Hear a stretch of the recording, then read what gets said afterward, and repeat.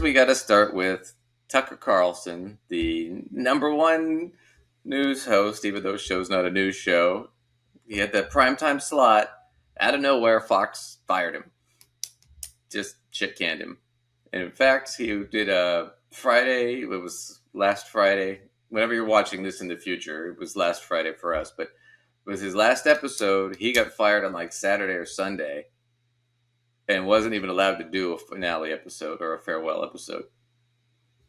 So his last episode ended on him doing an advertisement on a show about eating bugs and him saying, well, see you on Monday. That's how he ended his last broadcast at Fox. So there's all this speculation about what he's going to do, but he's seen the top of the mountain. He's going nowhere but down from here. I mean, but why did they fire him? That was big speculation. Was it because they just lost this lawsuit with Dominion, or settled it, for $787.5 million, right, that they have to pay? Part of that was, there was a lot of evidence that they knew that the whole big lie about the election being rigged in 2020, they knew all that shit was false, but they put it on the air anyway.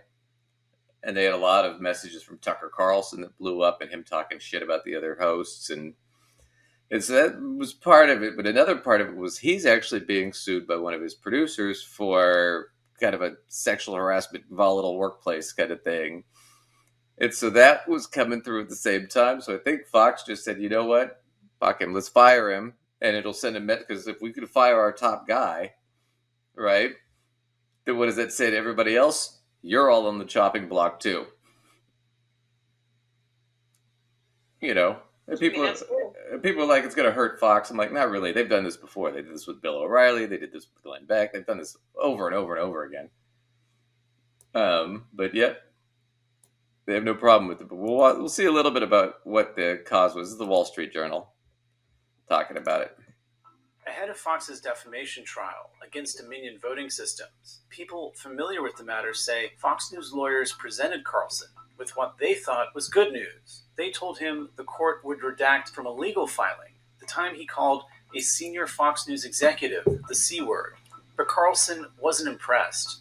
He told his colleagues he wanted the world to know what he said about the executive. Internal messages, many of which were from Tucker Carlson to other colleagues, were made public in the discovery process, and some of those ended up being redacted, but in them, Mr. Carlson made disparaging remarks about some of his colleagues and other people at the network. The court filings also revealed an exchange where Carlson called for the firing of a Fox News reporter for fact-checking Donald Trump's false claims about the 2020 election. Please get her fired, Carlson wrote. It's measurably hurting the company.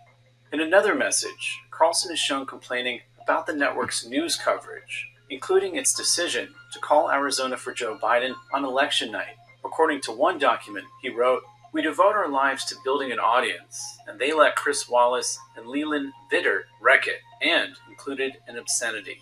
In the messages... So this just shows you what a real newsman he is. When they tell the truth and it harms Fox, he gets upset. But his show's not a news show. It's not classified as news, so he can say whatever he wants. He doesn't have to be checked, but his whole thing is he's cultivated this audience, and that's what Fox's whole thing is. They've cultivated this audience where you don't tell them the truth, you tell them what they want to hear.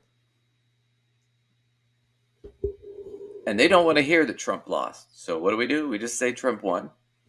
We just keep doing that over and over and over again. They don't want to hear facts. They just want to stay in their bubble. And that's what Fox is. But it's starting to crumble now. Because now they're getting sued left and right. Which is how that happens. I mean, I want to hear what I want to hear as well. However, if that's not what's actually going on in the world, then it doesn't make sense to be telling me something that's simply not what's happening. No, but that's the problem. I mean, that's the thing, is they just want to hear what they want to hear. It's not about reality. Like we did the video, we did the Bud Light video last week about Dylan Mulvaney, and and her little ad, right? It's a transgender woman, and all the hate shit that we got for the comments was all, it's not a she, and da da da da da, and they're mentally ill, and you guys are sad. And it's like, yeah, I mean, technically she's a she. I mean, it's not me speaking. That's the American Psychiatric Association, right? That's not me talking. I mean, I'm just gonna go with them. Get their genders changed on. People get their genders changed on their driver's license at certain points, so that becomes literally the law says. Well, the driver's license thing too is a great example, because it's like, you can pretty much make up whatever you want on your driver's license. I mean, they don't. I mean, they ask you your weight. They don't make you get on a scale or weigh you like a prized hog or something. I mean, So right. Anyway, that's all ridiculous stuff. But so moving on with the Fox News thing. So the Fox News had to pay the $787.5 million settlement. Now they're also getting sued by Smartmatic, I think is what it's called, and they want like 2.6 trillion. So that they're going to have to settle with them, because once you settle that first one, you're pretty much stuck settling the rest of them.